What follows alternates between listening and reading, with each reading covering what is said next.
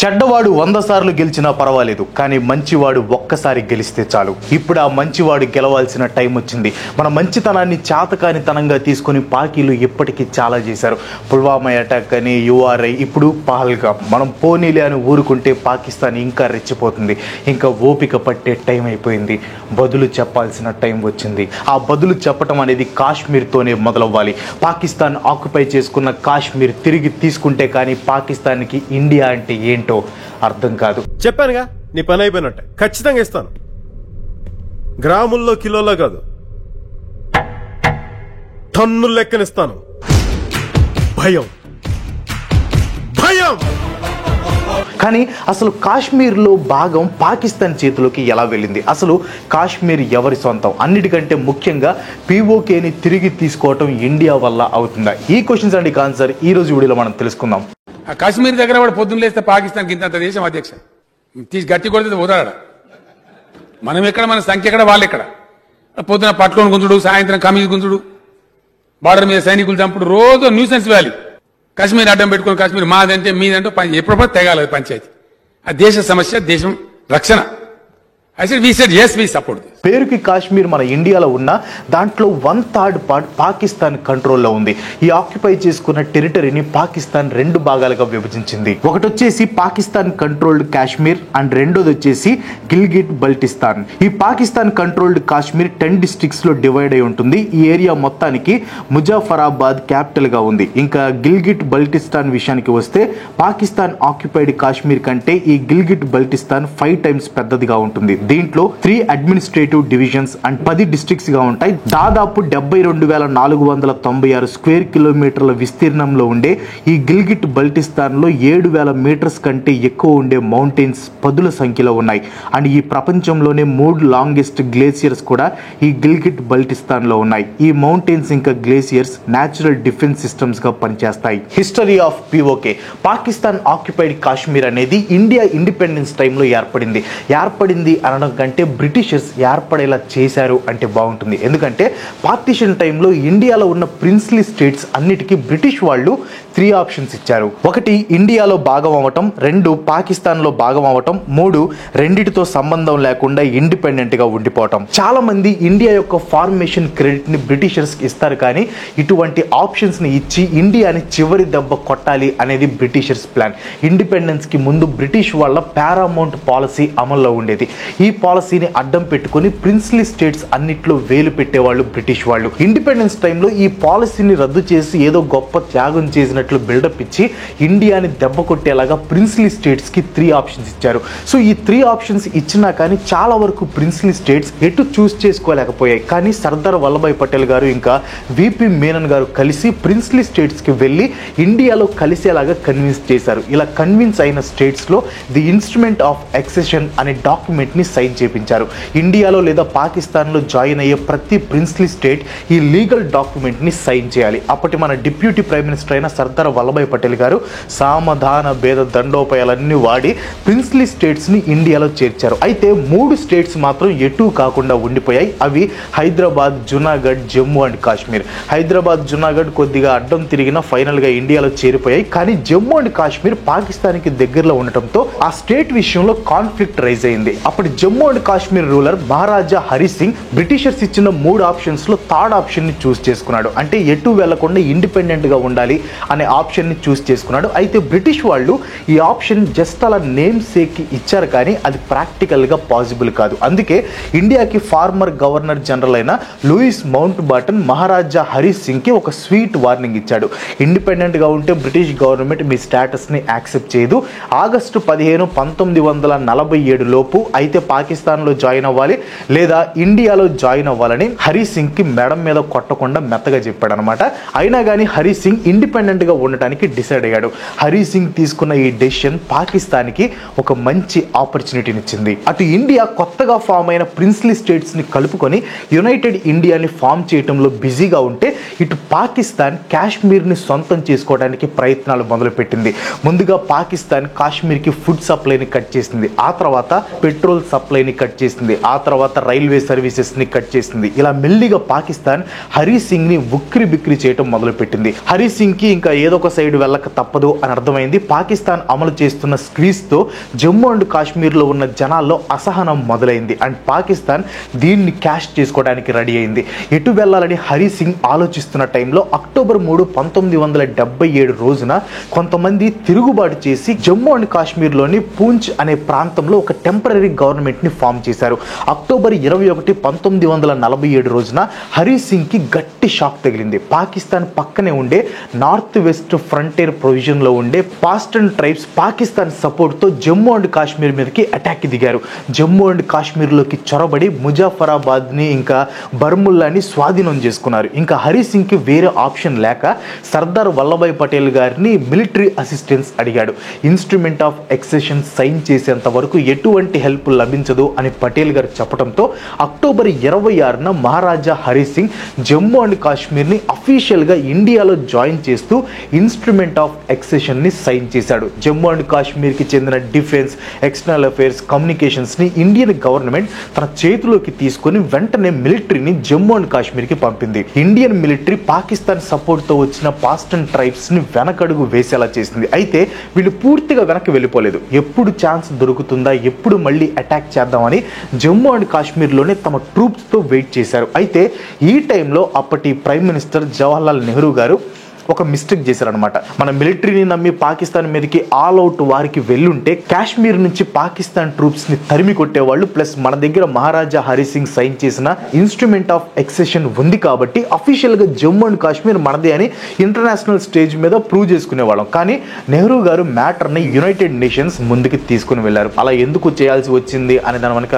చాలా పెద్ద స్టోరీ ఉంది. బట్ నెహ్రూ గారు త్వరగా రియాక్ట్ అయ్యారు. యుఎన్ఓ దగ్గరికి వెళ్ళటం తన మిస్టేక్ అని. 1948 ఏప్రిల్లో United nations Jammu and Kashmir ఇష్యూలో ఒక రెజల్యూషన్ ని పాస్ చేసింది. ఈ రెజల్యూషన్ లో యుఎన్ 3 ఇంపార్టెంట్ డైరెక్షన్స్ ని ఇచ్చిందనమాట. ఫస్ట్ సజెషన్ వచ్చేసి పాకిస్తాన్ ట్రూప్స్ జమ్మూ అండ్ కాశ్మీర్ నుంచి పూర్తిగా వెనక్కి వెళ్ళిపోవాలి.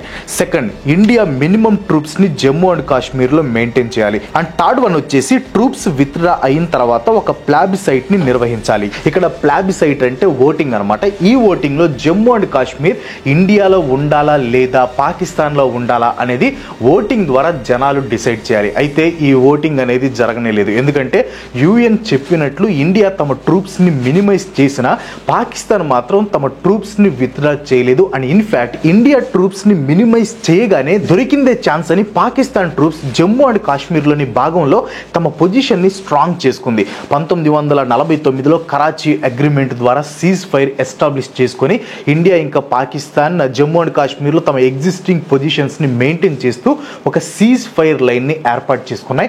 1972లో సిమ్లా అగ్రిమెంట్ ద్వారా ఈ సీజ్ ఫైర్ లైన్ కి లైన్ ఆఫ్ కంట్రోల్ అని అఫీషియల్ గా పేరు పెట్టారు. అంతేకాదు జమ్మూ అండ్ కాశ్మీర్ ఇష్యూని బైలాటరల్ టాక్స్ ద్వారా అడ్రస్ చేసుకుందాం అని కూడా ఈ రెండు దేశాలు సిమ్లా అగ్రిమెంట్ లో ఫిక్స్ అయ్యాయి అనమాట. సో అలా అఫీషియల్ గా మన సొంతమైన జమ్మూ అండ్ కాశ్మీర్ లో కొంత భాగం పాకిస్తాన్ ఆక్రమించుకుంది. కానీ ఇండియా జమ్మూ అండ్ కాశ్మీర్ పూర్తిగా ఇండియా సొంతమని ప్రతి ఇంటర్నేషనల్ స్టేజ్ మీద చెప్పుకుంటూ వచ్చింది.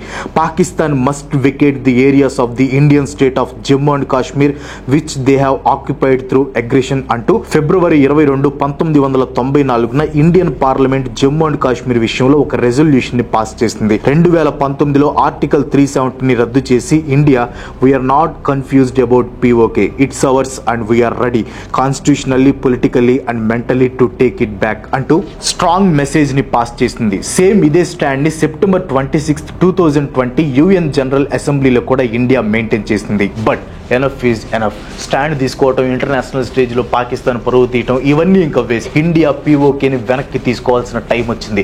పుల్వామా, URI, ఇప్పుడు పహల్గామ్ ఇవన్నీ కాశ్మీర్ ని ఉద్దేశించి పాకిస్తాన్ చేసిన అటాక్స్. పోనీలే అని అనుకున్నంత కాలం పాకిస్తాన్ దొంగచాటు దెబ్బలు తీస్తూనే ఉంటుంది. POKని సొంతం చేసుకుని పాకిస్తాన్ ని జమ్మూ అండ్ కాశ్మీర్ నుంచి పూర్తిగా తరిమి కొట్టడమే ఇప్పుడు కరెక్ట్. సో ఎలా ఇండియా POKని వెనక్కి తీసుకోగలదు? Supporting people in POK. Magadheera సినిమాలో ఫ్లాష్ బ్యాక్ లో విలన్. హీరోయిన్ తనకి దక్కకపోయినా పర్వాలేదు, హీరోకి మాత్రం దక్కకూడదు అని హీరోయిన్ ని చంపేస్తాడు. అటు ఇటుగా పిఓకే విషయంలో పాకిస్తాన్ చేస్తుంది కూడా ఇదే. కేవలం ఇండియాకి దక్కకూడదని ఆజాద్ కాశ్మీర్ ఇంకా గిల్గిట్ బల్టిస్తాన్ ని తమ అండర్లో పెట్టుకుంటుంది పాకిస్తాన్. అంతేకాని అక్కడ పాలన మాత్రం శూన్యం. అసలు ఈ ఆజాద్ కాశ్మీర్ లో జరిగే హ్యూమన్ రైట్ నార్త్ లో తప్ప ఇంకెక్కడా జరగవు. ఇక్కడ ఫ్రీడమ్ ఆఫ్ స్పీచ్ కూడా ఉండదు. బోనస్ గా political repression and electoral frauds కూడా జరుగుతాయి. Human rights commission of Pakistan చెప్పే దాని ప్రకారం ఆజాద్ కాశ్మీర్ లో ఐఎస్ఐ ఎక్స్టెన్సివ్ సర్వైలెన్స్ ఆపరేషన్స్ ని నిర్వహిస్తూ ఇష్టం వచ్చినట్లు ఎగ్జిక్యూషన్స్ చేస్తూ ఉంటుంది. సో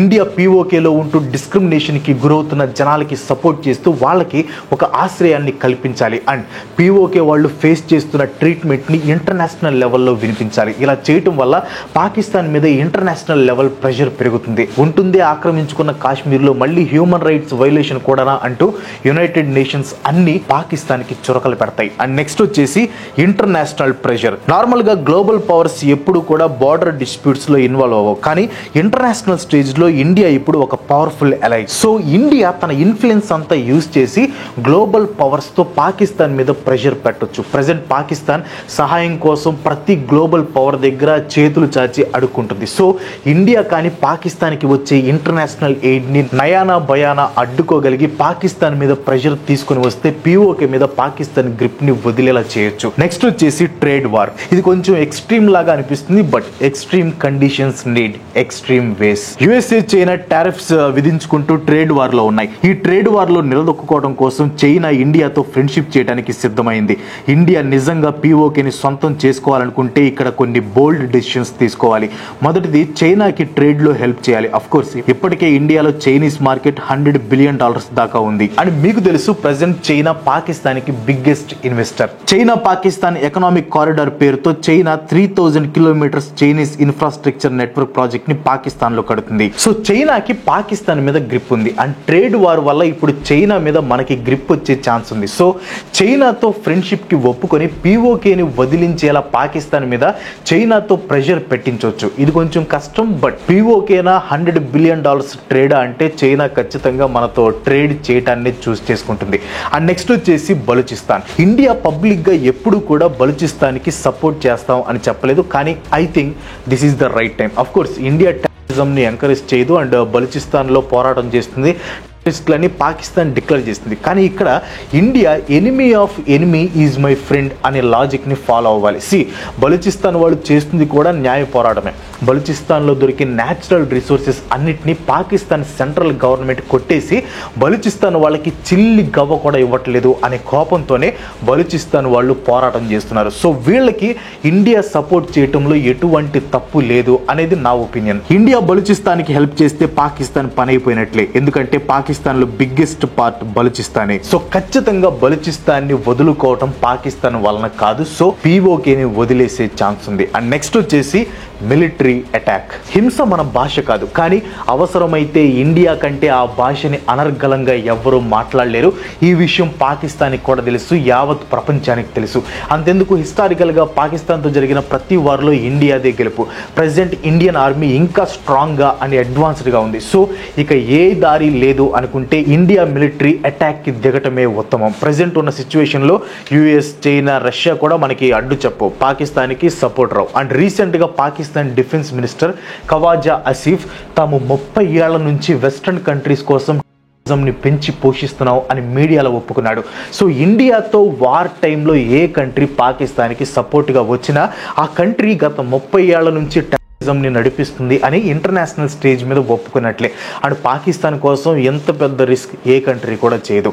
అండ్ నెక్స్ట్ వచ్చేసి వెయిట్ అండ్ సీ. ఇవన్నీ కాదనుకుంటే జస్ట్ వెయిట్ చేస్తే చాలు. ఆల్రెడీ ఇండస్ వాటర్ ట్రీటీని సస్పెండ్ చేయడంతో పాకిస్తాన్కి దిమ్మ తిరిగింది. ఈ ట్రీటీ సస్పెండ్ చేయగానే పీస్ ఈజ్ అవర్ ప్రియారిటీ అంటూ కాళ్ల బేరానికి వచ్చింది. ఎందుకంటే ఇండస్ రివర్ సిస్టమ్ నుంచి వచ్చే నీరు పాకిస్తాన్కి చాలా ఇంపార్టెంట్. ఇప్పుడు కాకపోతే ఇంకో 10 ఏళ్ల తర్వాత పాకిస్తాన్ ఎండిపోతుంది. ఇప్పటికే ఎకనామిక్ గా, పొలిటికల్ గా, ఫైనాన్షియల్ గా పీకల్లోతు కష్టాల్లో ఉంది పాకిస్తాన్. ఇప్పుడు నీటి సరఫరా ఆగిపోతే పాకిస్తాన్ పతనం ఖాయం. So India just just wait చేయాలి. ఇండస్ వాటర్ ట్రీటీ సస్పెన్షన్ పొడిగిస్తూ అలా చూస్తూ ఉంటే చాలు. మనం పీఓకేని తీసుకోవాల్సిన పని లేదు, పాకిస్తాన్ తెచ్చి మన చేతిలో పెడుతుంది. సో నా ఒపీనియన్లో ఇవి ఇండియా పీఓకేని వెనక్కి తీసుకోవాలంటే చేయాల్సిన పనులు. ఇన్ఫాక్ట్ నేను already can India get back PoK అనే వీడియో చేశాను, కానీ దాంట్లో చెప్పిన దారులు వేరు, ఈ వీడియోలో చెప్పిన దారులు కొంచెం వేరు. ఈ వీడియోలో నేను చెప్పినవి కొంచెం ఎక్స్ట్రీమ్గా అనిపించవచ్చు, బట్ తప్పదు. ఎందుకంటే పాకిస్తాన్ లైన్ క్రాస్ చేసింది. పహల్గామ్లో సివిలియన్స్ని అటాక్ చేసి పాకిస్తాన్ చాలా అంటే చాలా పెద్ద తప్పు చేసింది. I think it's time to end all this and get PoK back. పీఓకేని వెనక్కి తీసుకోవడానికి నేను చెప్పిన వాటిల్లో మిలిటరీ అటాక్కి నేను ఓటేస్తాను. మరి మీరు దేనికి ఓటేస్తారో కింద కామెంట్ చేయండి. అండ్ లాస్ట్ వరకు చూసిన వాళ్ళు కింద కామెంట్స్లో జై హింద్ అని కామెంట్ చేయండి. ఈ వీడియో మీకు నచ్చితే ఒక లైక్ కొట్టి మీ ఫ్రెండ్స్ అండ్ ఫ్యామిలీకి షేర్ చేయండి. ఇలాంటి వీడియోస్ మరిన్ని చూడడానికి సపోర్ట్ చేయాలనుకుంటే వెంటనే మన ఛానల్కి సబ్స్క్రైబ్ చేసుకోండి. ఇంకో మంచి ఎపిసోడ్తో మళ్ళీ కలుసుకుందాం. తరకు సెలవు, బాయ్ బాయ్.